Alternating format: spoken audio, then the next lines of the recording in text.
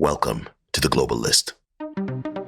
This is the Global List, where we travel around the world on unexpected journeys with leaders, thinkers, and innovators. I'm your host, David Solomon Bassiouni, president of the Bassiouni Group, a global consulting firm focused on sustainability, innovation, and impact.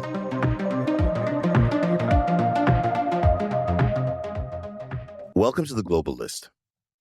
In the early morning hours of January 3rd, a U.S. military operation took place in Caracas, Venezuela, and ended with the capture of President Nicolás Maduro of Venezuela. Almost a month later, and we're now faced with a lot of questions. What is really happening on the ground right now, and what does the future hold? What do we need to understand about the situation on the ground in terms of the political and security landscape? What internal dynamics do we need to keep in mind? What is the U.S. strategy and endgame, and what are the potential implications in the short and long term? Internally, what is the legacy of Hugo Chávez, and how has Chavismo transformed Venezuela's military, socioeconomic, and political spheres? How will that legacy factor into the future of Venezuela? These are complex questions that call for thoughtful analysis and insights. We're launching a new mini-series focused on Venezuela, and joining us today as our first guest is Dr. Pablo Uchoa from University College London. Dr. Uchoa holds a PhD in political science, and his thesis analyzed the transformation of the armed forces of Venezuela under Hugo Chávez, examining themes of nationalism, militarism, as well as the military ethos, role, and relationship with the broader society. Dr. Uchoa, welcome to the Global List. Thank you for having me, David. Well, I know you're probably a very popular man now and in demand in terms of interviews and everything else happening in Venezuela. There's a lot to get through. But before we jump into what's happening on the ground and some of the key implications, we always like to start off with background on our guest and give our audience a full understanding of who you are. And so with that in mind, could you sort of give us a quick background on your career? You've covered everything from journalism to teaching, and what you're focused on these days.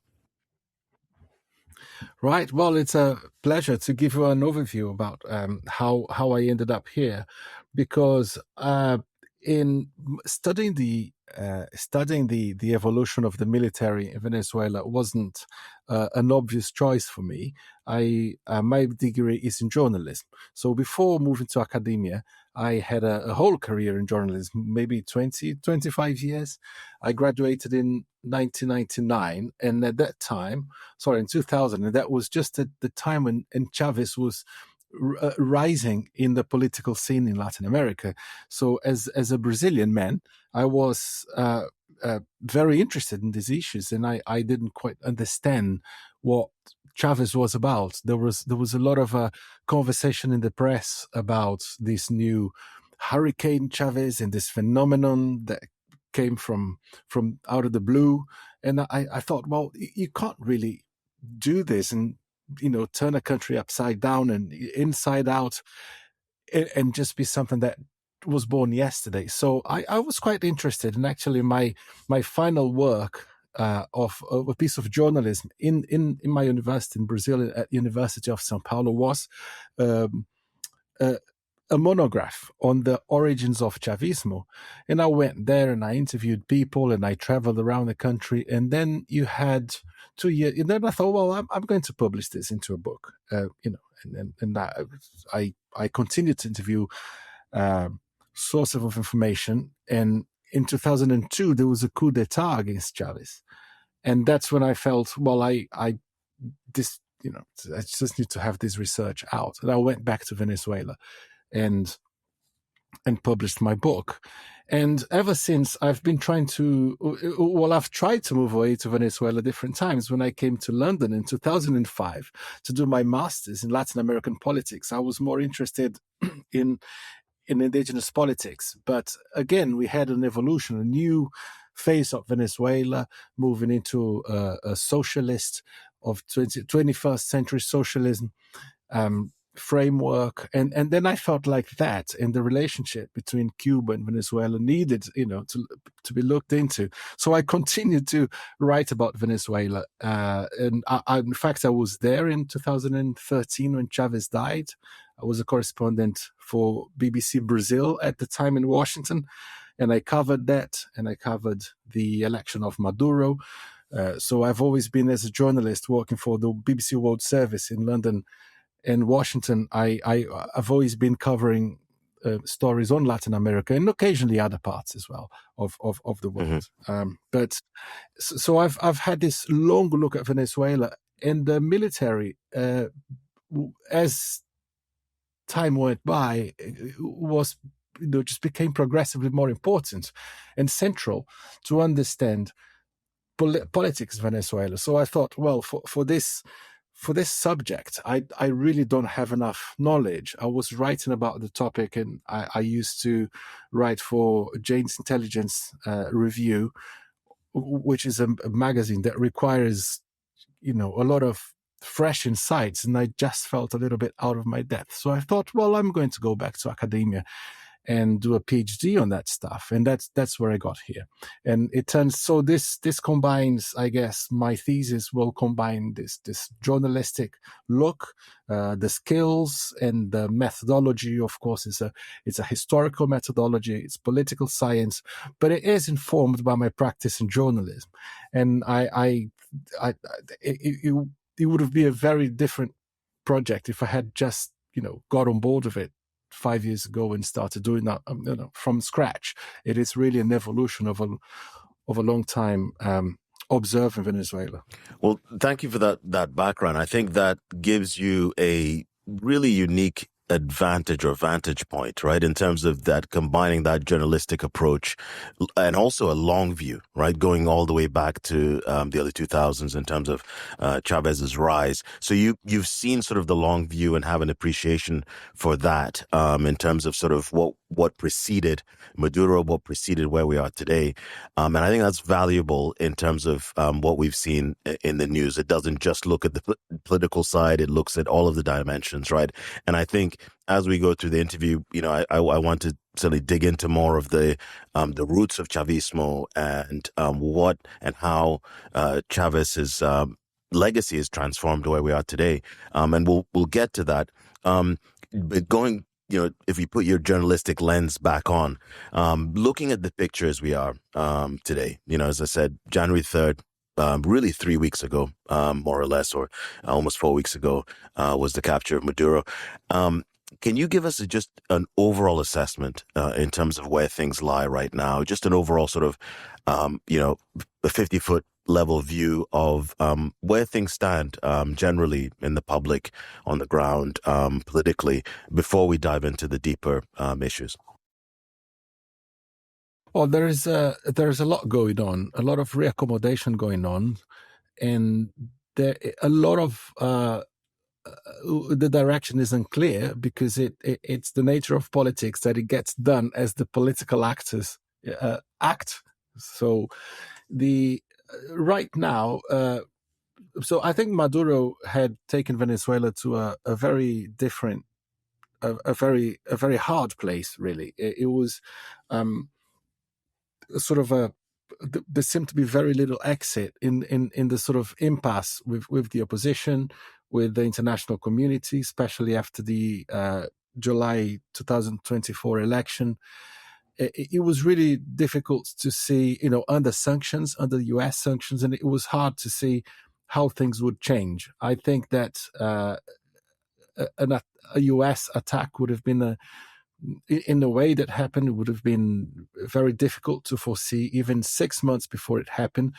But when it started to happen, then we could really see it progressing rapidly to what led to the 3rd of January. So now we have come to a situation where a regime that was built around the idea of anti-imperialism, and particularly against US influence in the hemisphere, is now being forced to cooperate with the United States And I made my preamble about Maduro because I think that even within the regime, there must have been people who thought, well, wait a minute. I mean, we've come to a point now. What do? We have, hundreds of people in prison. We have lost that sort of public support that Chavismo had in the beginning. We are in this complicated impasse with the United States and the international community. A lot of countries did recognize the elections in July 2024, but the West didn't. A lot of neighbors didn't. They may not have recognized the opposition, but they didn't give full recognition to the government. So now, I made this preamble because I think that this regime wants to somewhat get out of that entanglement, but cooperating fully with the United States or with the Trump administration, it goes against its very DNA, and the instincts of the people who are leading. Yes, Delcy Rodriguez is quite a pragmatist. Yes, she was overseeing a lot of the, under Maduro, she was overseeing a lot of the stealth privatization of Venezuelan oil, which is something that the left in Venezuela is quite critical. There is a left that is against Chavismo, and it's precisely because of this, because they talk about how Chavismo was privatizing some of the resources and practicing this internal colonialism with the aim of exploiting natural resources. That's something that we see, often in the tension between the grassroots and the governments in every country that is rich in natural resources. But she's still part of the regime, and that regime is founded on a civil military base, and that includes the military. I mean, yes, the military is nationalistic, and I'm sure there will be benefits to a military in the new regime, maybe some more cooperation with the United States, maybe some more money flowing, but they are fundamentally nationalist. So how do you square this with the fact that the United States went in and removed the president and flew him to New York? You see, and then you have a whole network of paramilitary groups or groups which are part of the system, and those groups they are also quite ideologically aligned with Chavismo. So there is this pragmatism. On the other hand, they are being forced to do that because the United States has all the control in terms of the oil that goes in and out, and they have the guns, and they have proved that they're quite willing to do it, to use it, to force Venezuela to do what they want. And each one of those factions, there's Delcy, but the military is under General Padrino Lopez, and the other groups, the armed groups, are, Diosdado Cabello, who's the Minister of Interior. So you have these different factions that need to reaccommodate. And you need to factor in the opposition, which is, at the moment, has been left out of the picture, but is growing increasingly uncomfortable with not being taken part of it. So, this is a really complex landscape. As you mentioned, you have a government, essentially still the Maduro government without him, obviously, but with Rodriguez in place. But the elements of Chavismo are there. But as you mentioned, there's the struggle between, well, how do you deal with the anti-imperialist objectives of this government now working with the U.S., tensions there. And I think you mentioned that we've seen in the news that Rodriguez is seen as sort of a pragmatist, right? Managed to get that label. But there are these tensions. And I saw in the headlines recently, maybe in the last 2 days, Rodriguez more or less saying that she's getting sick of U.S. U.S. intervention, or rather U.S. control. So one of the things you did there was lay out sort of the political spectrum, right? And I'd like you mentioned Machado as well, and you mentioned the 2024 elections. Can you just give the overview in terms of left, right. Obviously, you have the government in place with the PSUV, the Socialist Party, Machado on the right, on the far right, essentially. Can you give us a sense of just the political spectrum, left, right, and essentially, as you mentioned, who's in power, who is locked out of power right now? Of course, yes, I will. So Corina Machado is quite far right. I know that she's become a lot more mainstream.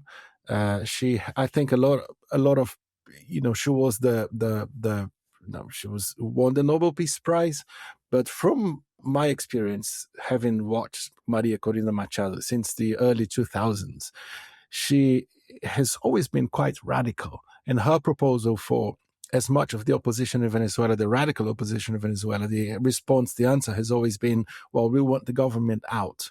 Even when the government had political legitimacy, winning elections, and never really presenting a proposal, an idea for the country. Now, what happened is that as the process of autocratization in Venezuela, deepened, some of those leaderships had to leave Venezuela, and I guess the whole politics became more polarized, and all of a sudden we find ourselves in a situation where Maria Corina Machado decided to moderate her tone. There is research that shows that in political science, showing that when the opposition takes unhelpful, let's call it, decisions like boycotting elections, they actually lose because the government wins those elections. They control those bodies. When the opposition plays by the rules and they go to elections, they win, and that's what they did in 2015. And they claim to have won like 70% of the votes in 2024.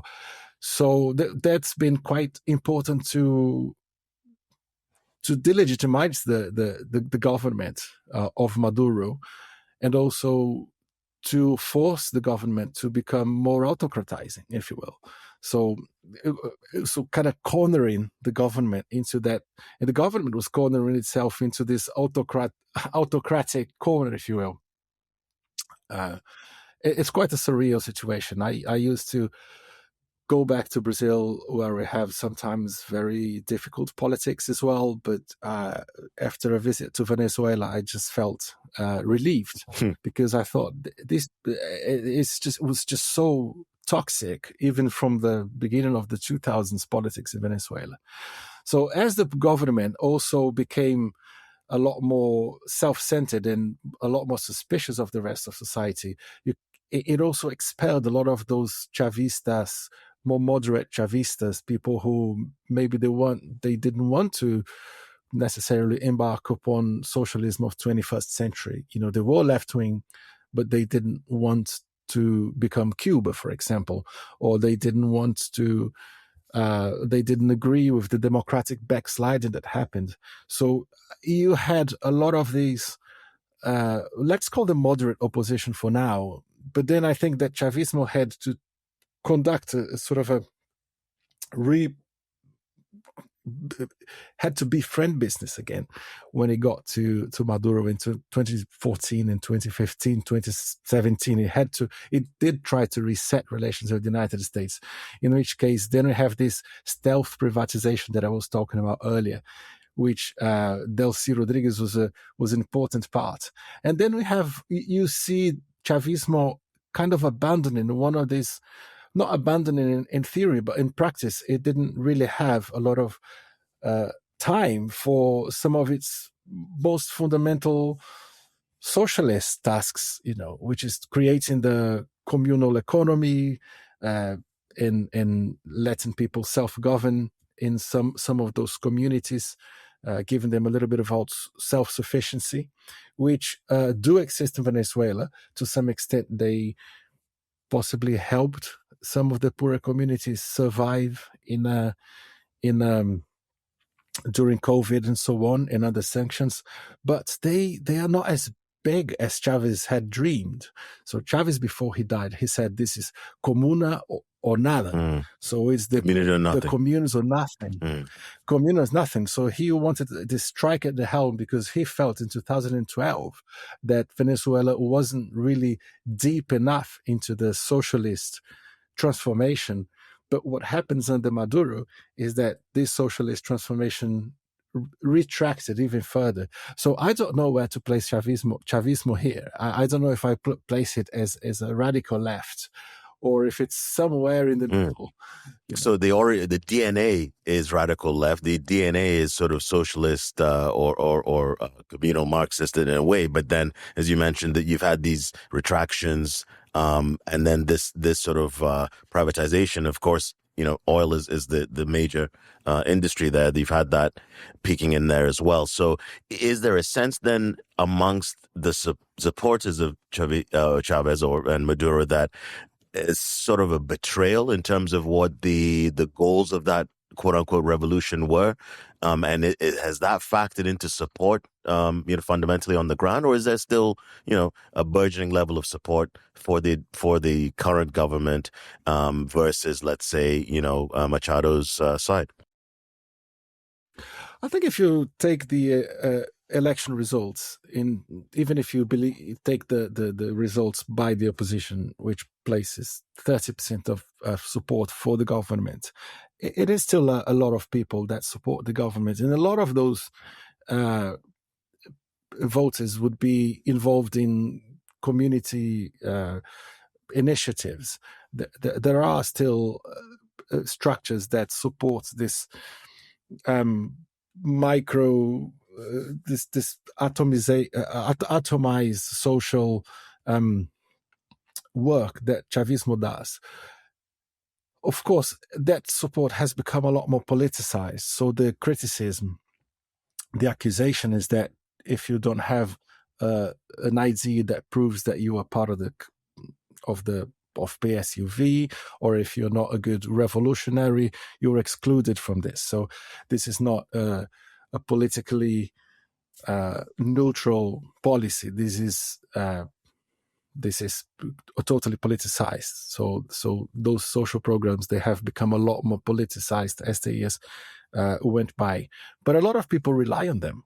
So if you, for example, if I remember correctly, when I was there in 2024, the minimum salary was something like $2-3, but the government would give between food baskets and handouts, the government would give something like $100 a month per family or people. So this gives you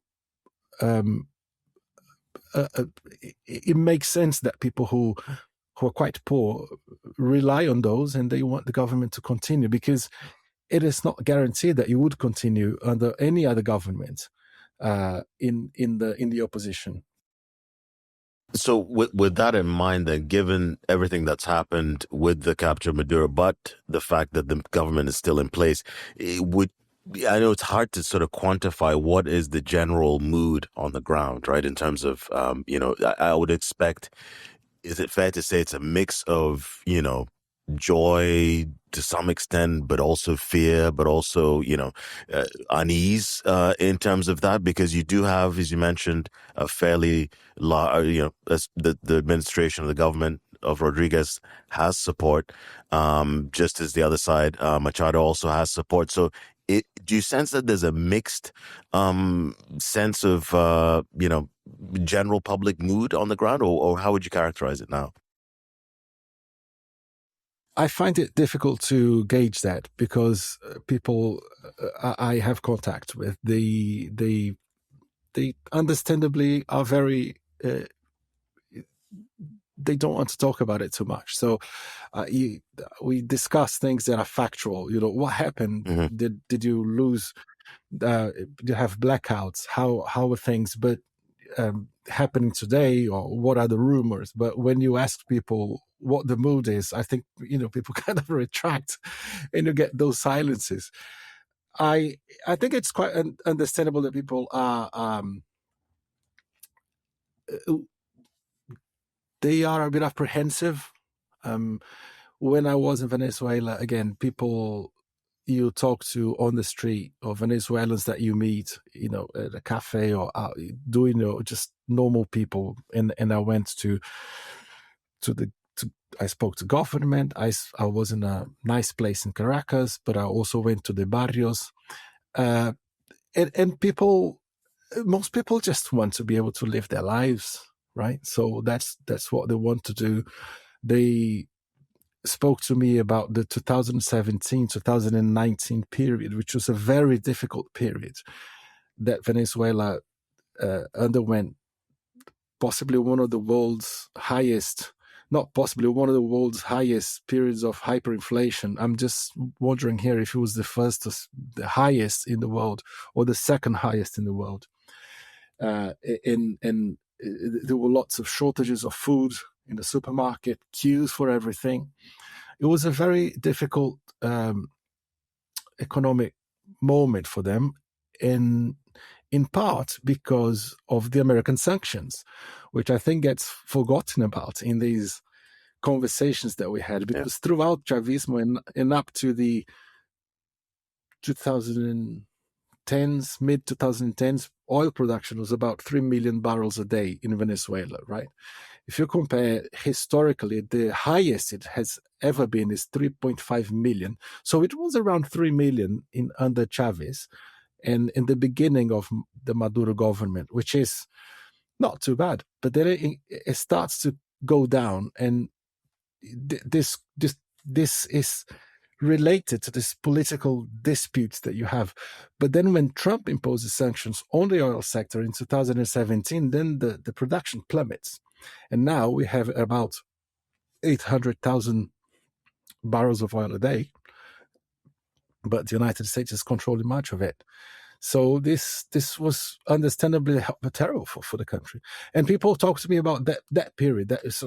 They don't have to describe it. They say, "Oh, have you been here? Were you here during that period?" They say, "Well, I don't. No, I wasn't. I didn't come to Venezuela at that time." "Oh, yeah, we don't want to go back to that period." They talk about that period as a special period. And they are very clear that the government has some blame, but the United States has some blame as well. So I think right now, I would imagine that they might be feeling something as well. They are not naive about the role of the United States and the role of Trump, but also they are not naive about the government. So yeah, that would make sense then to have that general apprehension. I think it's a great point that you made, that the background and context of the previous U.S. sanctions in Trump's first administration, and that pressure accumulating over time, as you mentioned, towards that 2017 period. I think that sort of background historical context, it gets missing in the coverage right now. And I want to sort of get back to that. But as we now sort of peeling out to the U.S. operation itself and the immediate fallout, we've seen, a number of different reasons or objectives that have been cited by the Trump administration, everything from obviously narco trafficking to the Monroe Doctrine to oil infrastructure and so on, in terms of what the goals are. But that's hard to really decipher right now. So I'd like you to sort of, one is to define what you think the objectives are. Are there clearly enunciated objectives? And then two is looking at what's happening on the ground right now. I think you mentioned that, and I'm quoting, you mentioned that the U.S. has so far avoided the Iraqi sort of, quagmire in terms of boots on the ground, because it was a very focused military operation. But what would you say in terms of what the U.S. goals are like, and in terms of the end game, has that been clearly defined? And if not, what are the risks there? Right. So I think the United States has very clearly spelled out its objectives in the national security doctrine. And just while you were asking that question, I pulled up the document here in my computer. So part of this national security strategy that was published in November last year, they talk about the Western Hemisphere, and they call it the Trump corollary to the Monroe Doctrine. So they say that the United States wants to reassert and enforce the Monroe Doctrine to restore American preeminence in the Western Hemisphere. We can talk a little bit about what the Monroe Doctrine was, if you want. Yeah, I think that would be good, actually, just to give the background. Now we're hearing Monroe, Donroe, so I think it's good to get that background. Yeah. So the Monroe Doctrine was it was from 1830s. I think 1832, if not. President James Monroe wanted to keep the European powers out of the region. And then he wasn't really a piece of legislation or anything. I think it was a speech that he gave, and he mentioned that the U.S. would then from then on try to keep European powers away from the Western Hemisphere, as they call it, and that's fine. The United States wasn't the power that it was now, and the European powers were colonialists. But in 1904, then there was the corollary, the Roosevelt corollary, and that is where the United States becomes a lot more aggressive in its assertion, because then it says clearly that the United States will defend its economic interests in the region. It says that the countries that are misbehaving, it uses terms like this. It talks about countries that they are failing or not complying with American interests. They might require some intervention by a civilized nation, which is the United States, and that the United States doesn't want to intervene in Latin America, but they will have to do so because these Latin Americans cannot govern themselves. It's a terribly racist corollary, which is the complement, the cherry on the cake, if you will, to the Monroe Doctrine. And then the United States, throughout the centuries, toyed with this idea. The Monroe Doctrine was in and out of fashion. They had a good policy in the 30s, 1930s. Then they were a little bit more assertive again, a lot more assertive into the 50s, during the Cold War, and then they were friends again. So, but the mindset, the mentality never really died. And with the expansion of China in the region, it has come back to fashion. It's gone back to fashion. And I want to point out, because this is a mentality that exists beyond Trump. Now, I think that my view is that the historical processes, they require the background, the same way that I was looking at Chavismo. So there's a reason why Chavismo existed, but there's a leader, and the leadership, shapes it. And I think it's the same thing with Trump. So Trump picks up with this zeitgeist and these values, and he just takes it to the extreme. So that's what they call it, Donroe Doctrine, the Donald Trump Doctrine. And they call it here the Trump Corollary. This is an official document of the United States. And they talk about the potent restoration of American power and priorities consistent with American security interests. So they're saying here that basically it's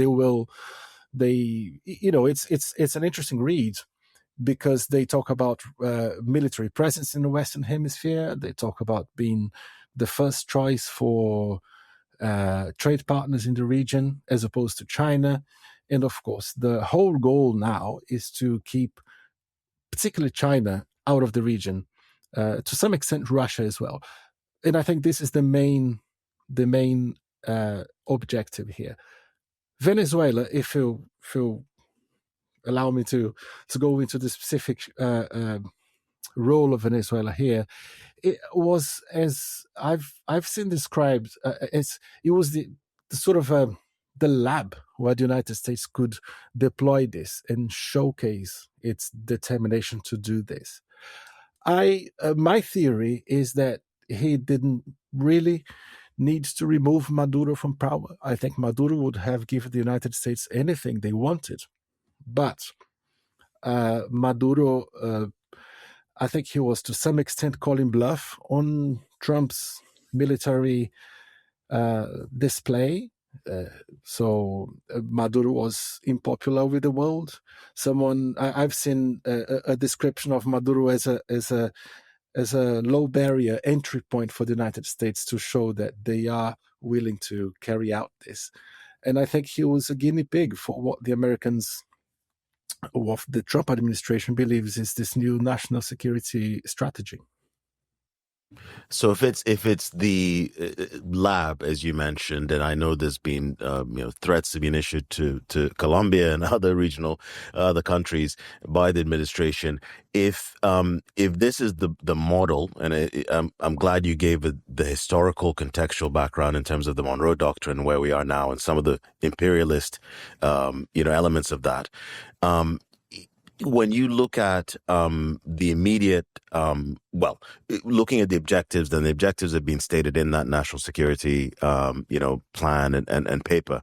But when you look at sort of long term, do you feel that, again, there's this weird, partnership or coerced partnership between the Trump administration and the Rodriguez administration? And there's also security considerations to factor in here as well. So far, obviously, the U.S. hasn't deployed boots on the ground. Do you see that, there's also the complication of the oil infrastructure and upgrading that, or whether or not U.S. companies get involved? So there's a lot in the air. Is there a coherence in terms of the strategy? The objectives at least seem to have some coherence. But what does that look like in terms of the actual implementation of that? President Trump has mentioned, that the U.S. would be, quote unquote, running the government. But what does that really look like? So what does it look like in terms of the actual implementation of it, short term and long term? I'm glad that you mentioned Trump's phrase, running the country. He wasn't saying that the United States would govern Venezuela, but they would run the country. They are implementing this new 21st century gunboat diplomacy, which today, and I guess I can now touch what you mentioned in the previous question about avoiding an Iraq scenario, is that they didn't deploy boots on the ground. They are not governing Venezuela, but they are making the government comply with what they want. And they do that by choking the flow of oil coming in and out of Venezuela. And if they want, they can perform this remote warfare, which is absolutely terrifying for everyone in the region, because no one would be able to counter an American threat if they decide to, nowadays you fight wars with drones, and Latin America doesn't have the capacity to counter any of that. So in Venezuela, there is this clear objective, which has to do with the Venezuelan oil. And it may not be oil for the United States, because the United States produces oil. Venezuela doesn't export oil. The United States, what they don't want is China to have their oil or Russia to have their oil. And they also want the American companies to move into Venezuela. Now, one question is, of course, the American companies, they require, these are big companies listed in the stock exchange. They need some stability and a framework. And at the moment, this doesn't exist, but who knows in 6 months. Also, Trump could be counting on smaller providers, people who work in the oil industry. Just now, as we speak, the Venezuelan government has approved a new package, legal legislation, which privatizes a lot, opens the sector to American companies. This will certainly create some tensions within the domestic alliance there in Venezuela. So let's see how that pans out. But there is a coherence in what he's trying to do there. And I think that as long as he sees that there is a similar rationale in other parts of the continent, and it's important to think of the Monroe Doctrine, because it is the continent. It is from Greenland to Antarctica, actually. He will do that. And, Greenland, he said he doesn't want to use force. It would be complicated to use force against a NATO partner.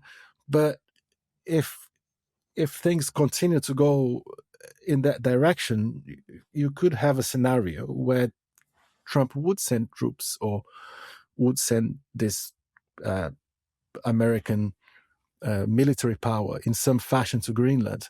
And also the question of drug traffic is not central necessarily, but is part of it. And so countries like Colombia should be concerned about what the US could do in the region. And also if Trump just wants some sort of resource that they would like to have, that's also possible to see. Of course, there's a much bigger sort of a bar if the Trump administration wants to use its military against Mexico or Brazil than Venezuela. As someone said, Venezuela was a low bar for the US to intervene. So that a low bar for entry, essentially a model or a blueprint for how they might unfold in the region. But also, something you touched on there as well is the prior involvement or involvement of Russia and China. Obviously heavy involvement in Venezuela, but throughout the region as well as that has been a key sort of animating factor. So there's a lot there. And I think, one of the things that, looking at is, you mentioned this, that the success or failure of the U.S. intervention really looks at a sort of a 3-stage plan, right? Stabilization, recovery, and transition. Each of those stages, really requires a lot of investment, right? Not only in terms of, manpower and expertise, whether it's from the State Department or what used to be USAID, and as well as investment, right? U.S. companies you mentioned possibly getting involved. You mentioned the new privatization law as well. So when we look at those 3 stages, stabilization, recovery, and transition, complexities obviously in each stage. How do you see that panning out right now, if there's limited U.S. involvement on the ground in terms of boots on the ground, but also limited U.S. involvement perhaps in terms of, personnel from the sort of policy side and the programming side as well? How does that complicate things in terms of what can get done, right, when you look at those 3 stages? This is a very good question. I think they are taking this approach day by day, and they have a long-term assessment. So, whereas perhaps Biden would have been emphasizing the results of the July 24 elections a lot more and asking and saying that the government should step down, like many people have done after the U.S. intervention, I think the Trump administration is looking at things long term. I think the main tension here is, can you get stabilization without a transition, which is perfectly possible to have stability in a country that's in authoritarian environments. But there is also a very vocal opposition in Venezuela and outside of Venezuela who will be, and inside the United States, in fact, who will be pressuring for the United States to do more in Venezuela. So that might force the United States or the Trump administration to push for a transition in Venezuela. And that's, I think, where things get complicated. Because for the time being, they'll see in Padrino Lopez in the military and Diosdado Cabello with those groups, if they remain cohesive, which they don't have much choice, they should remain cohesive so they can survive. They can deliver what Trump wants. But as you said, as the United States, how is Trump not going to be pushed for a transition in Venezuela? Is I think it's a matter of time, you see, and that would complicate, because then you might have to force the government to go out. So what would they call elections, for example? Yeah. There's a political negotiation to happen there. Right. And it's interesting in that context that, President Trump famously did not give backing to Machado. I think he mentioned that, she, quote, and I'm quoting the president here, that she doesn't have the support She's just a good person, but doesn't have the support. So kind of was seen as lending, was playing the political space there. But that issue of transition is really interesting to look at. When you mentioned some of the key players there within the government, Pedrino Lopez, defense minister, Cabello, who has a connection, I think, to the colectivos and some of those key groups on the ground. If that cohesion remains internally within first of all, before I say if that remains, are these power bases within the government in terms of, Lopez versus Rodriguez, or is there more or less alignment right now in the face of U.S. pressure? What does the factional situation look like within the government? I can see that this. I would love to be a fly on the wall Right. to see how they talk. To be honest, from outside, of course, they look cohesive because I know that they have no choice. I think that they are. So okay, let's unpack this. Even though it's a difficult scenario because so many things could happen and you could have a sperm in the works here. But let's look at the possibilities. So first of all, there is an opposition that wants something, and let's say Trump agrees. Could they agree to, for example, have elections? Would the opposition accept that? Would the government accept going into an opposition? Even if Delcy Rodriguez or Jorge Rodriguez, who's the head of the National Assembly, and her husband, let's say they are the figureheads of this faction of the government, even if they think that they could go to the opposition and stage an opposition, a Chavista opposition from there, possibly you could have the agreement of the military. The military was very present and is very present in Venezuela in governance, but it does so under this kind of a guise of national security, national development. So institutional things, institutional missions of the army. So we could retract and become something else. Padrino Lopez himself, I'm not sure if he's the man to lead this transition. He describes himself, to go to his Twitter account, he's a socialist, Bolivarian, nationalist soldier. An interesting, I'm not sure if he says those three, but these are three things that the army in Venezuela is. So, but they could shed this socialist quickly. Mm-hmm. They don't, socialists of Venezuela has been moving away from socialism anyway. Bolivarian is something that doesn't mean anything necessarily, but they have fashioned this Bolivarianism into national security, integrity, territorial integrity, and anti-imperialism. So you could refashion the meaning of Bolivarian. Actually, it's one of the things. This in itself is a conversation for a whole podcast. And then of course the nationalists. And you need to square this with the fact that the United States is the aggressor here. So how could the army go back to the barracks and agree to this? Of course, you need a negotiation there to appease the military. Very unlikely that the military would become more professional in the terms that is used in the West, in the sense that they are uninterested in politics. They would just be appeased in the barracks, just waiting for another time to come back in the future. Mm. And then those groups, the paramilitary groups, I think that the United States at some point will have to ask the government to demobilize some of those. And that's going to make the country more vulnerable to U.S. boots on the ground or to U.S. attacks. So you're asking the government to become more vulnerable. That it's a difficult objective, unless someone like Diosdado Cabello is not there. Maybe he can be persuaded to leave the country. I think that he must know that he walks with a target on his back. So there are lots of things that it could happen in this transition. And then, of course, yes, would it be an election? Would it be a power transfer? And this has to happen within the Trump administration, because otherwise, who knows what's happening with the United States in 3 years' time?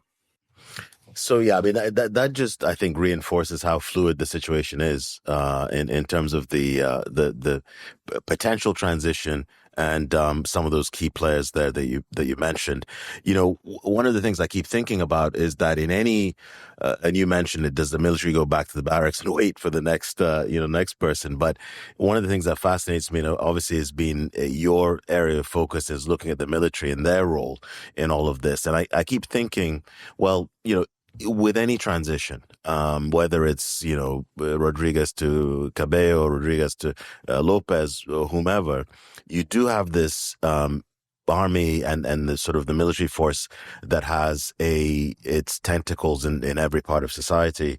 And you mentioned that I think I quote this it's a fragmented security landscape that blurs the lines between civic, political, and security, and that the military is expanded into every sector, right, from oil to energy to housing and so on.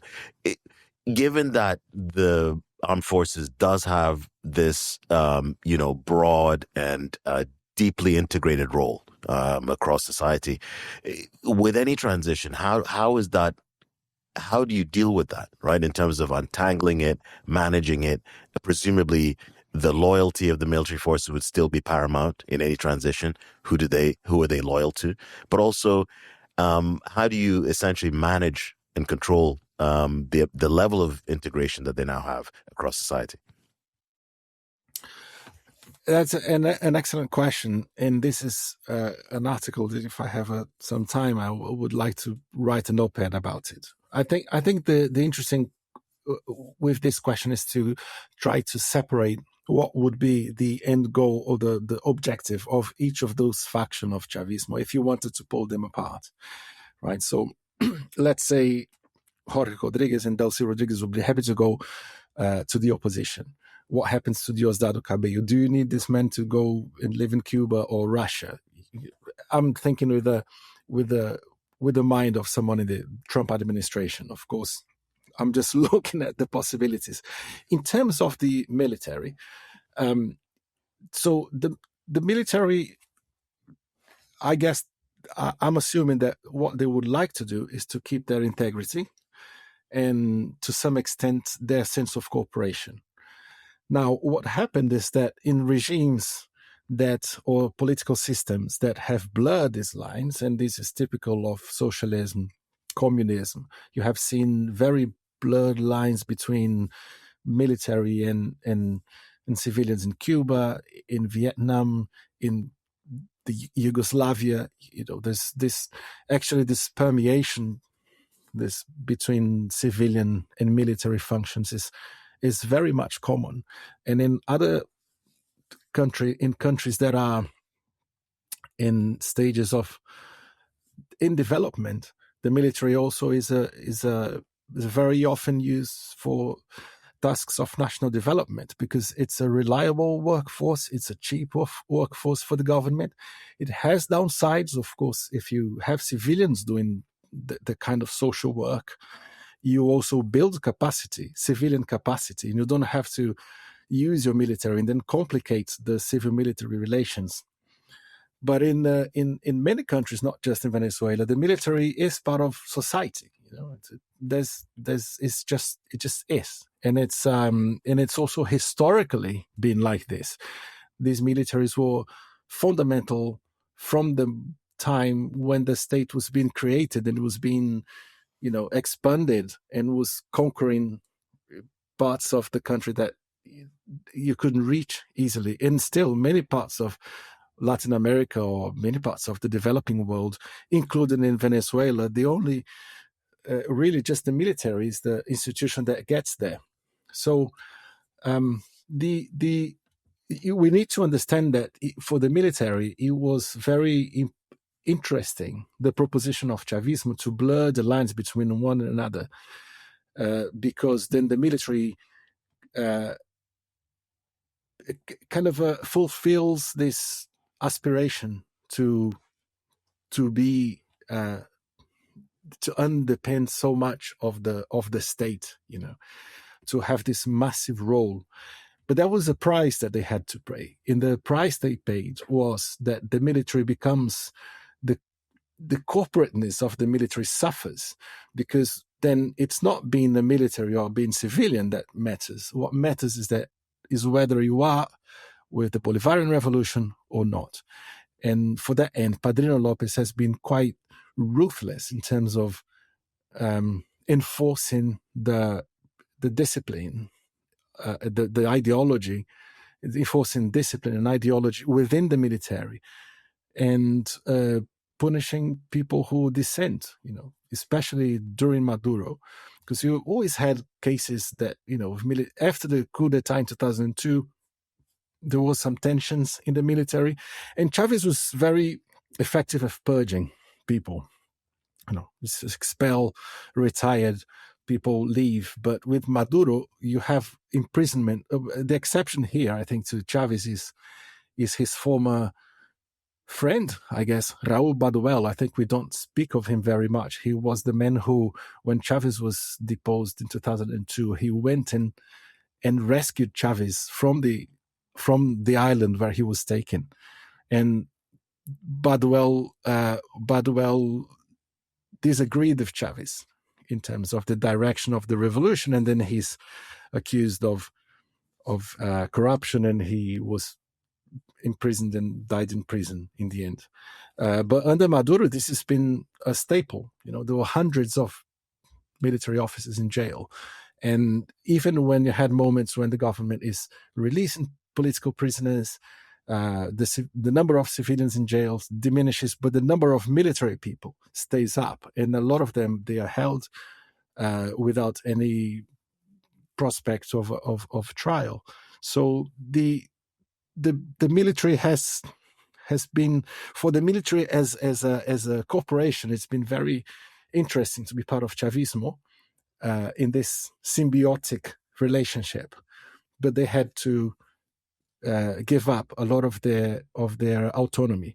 Now, if we move to a transition, the military might become more military, if you will, more concerned with its own corporate interests and less interested in being part of the ideological fold of Chavismo. And then that's what I'm not sure if Padrino Lopez is the man to lead the transition, but he could have a change of heart if things go that way. But in terms of right now, at least in terms of the loyalty of the military, then that would essentially still be with Lopez for the interim, at least, or at least foreseeable future. Yes, because we are in a very risky situation, and also it's just to disengage now, it would present a massive risk. Just to give an idea of how important the military has become in Chavismo, as people, this capacity, I guess, as Chavismo was losing capacity, he was feeling that capacity with the military. So from even the early 2000s, you had military personnel occupying different parts of the economy in PDVSA. Again, a lot of military officers, they were like Chavez, they were in the military, but they became politicians. So that's perhaps a different case. But especially as you get to 2008, 9, 10, then you do have a bigger proportion of active personnel in these positions. And then under Maduro created more than a dozen military companies, or the military created some of those companies that are entirely run by the military, from housing to tourism for, aimed at military personnel, but just for you to see what kind of different sectors of the economy. Also, the military, Padrino Lopez is in charge of the main food distribution program, which is also a vehicle that ensures the ideological adherence of people who receive that benefit. And they also are in the business in programs of food distribution, agricultural production and so on, even seed production. And in terms of the cabinet, at some point, Maduro had 40% of his cabinet coming from the military. So the military has a massive role in the governance of Venezuela. And to some extent, that is because of this idea, the military notion that they should contribute to national development. But this has been really taken to some extremes, I guess. Yeah, I mean, it definitely is an extreme example of it. I think you mentioned earlier on Vietnam and the key role that military ends up taking in terms of national development. I remember a story about Vietnam. I think that in the early days after the war, there was they were looking at development, infrastructure development, and some of them, they realized, well, you have these cohesive military units. Why don't we use them for construction, maintaining the same elements of platoons and everything else, and that seemed to work out. So it's I think you mentioned this really long, complex role that the Venezuelan armed forces has. It's cultural, it's historical, as you mentioned. It's aligned with what's happened in the region elsewhere as well. But the fact that it is so integrated into all these elements of society means that, in any transition, they will play a key role. And I suspect in any national development, program, they will as well. So it would just be interesting to see that. You can't necessarily dislodge that level of integration, can you? No, and I think you mentioned Vietnam, but there is a study done recently on the things that the military does in Latin America. Yesterday, I was listening to the Minister of Defense of Brazil, and he was just saying how proud the armed forces were to take humanitarian relief or to help with national development in some areas. And the military goes to these poor areas in the forgotten corners of our countries, and they distribute food. I don't know. They take the voting ballots. They give people haircuts. So it is really integrated. Now, what I think that Venezuelan government did, or the Venezuelan military did, that is perhaps it's different from a military coup, is that they did all this under the umbrella of a civil military regime. So it's a civilian and military. So they could refashion that. So that gives you a flexibility to be more civilian and to be less military. I think under Maduro, it has become extremely militarized.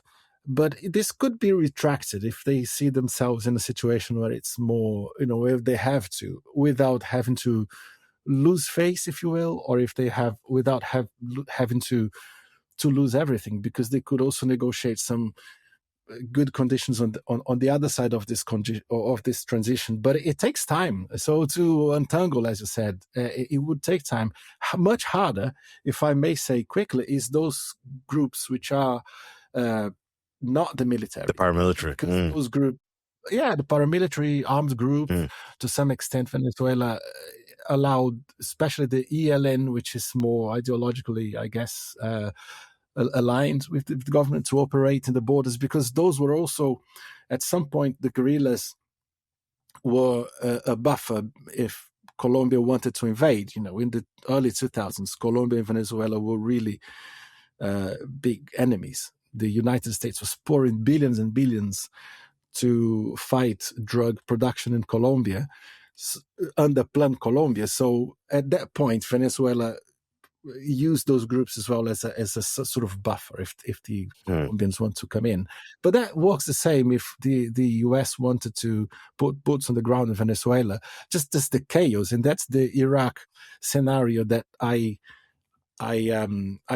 refer to, and that's something that the Venezuelans were very deliberate to create, but that the Americans were also very deliberately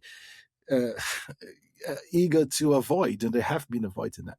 Right. I mean, it's great that you touch on these three the elements of the security, complex security picture, because you mentioned the colectivos, the paramilitary groups within the country, but also, as you mentioned, from Colombia, you have FARC and ELN members. Could you let's pull back a bit and just give the viewers and listeners a sense of FARC and ELN, obviously right, left, somewhat from Colombia, guerrilla movements that were essentially quote unquote phased out, but not really. Just give us sort of quick historical background on those two groups from Colombia and how they've integrated it or intermixed with Venezuela. Yeah, well, Colombia had a very difficult period of violent politics in the mid 50s. In some of those groups, particularly left-wing groups, left and formed guerrillas in the countryside. Those groups became the most successful, the revolutionary armed forces of Colombia, the FARC and the ELN, National Liberation Army, and they operated. They evolved into drug trafficking groups and kidnappings and all sorts of things. But I think that the ELN perhaps remained a little bit closer in terms of ideological proximity to Venezuela. Although the people who were FARC, they also FARC also had a left-wing leadership. But FARC signed a peace agreement with Colombia in 2016, if I'm correct, right, around that time. So they demobilized. What you have now are sort of splinter groups from FARC, from the FARC, and that still operate in the. I guess they become a little bit more like criminal groups. The ELN, these groups, they all make profit on drug trafficking and other activities. And in Venezuela, I guess they operate on that border between Colombia and Venezuela, which is a difficult border to operate in anyway. It's very mountainous, it's dense jungle. They would cross from one side to another very easily, and there was little incentive, I guess, for the government in Venezuela to police those groups. What you have seen since the United States announced this anti-drug drive, is that the Venezuelan government has conducted some operations against some of those groups, but some analysts, people who watch that space and observe those kind of conflicts, they report that there isn't really much. It's not really consequential. There's a little bit.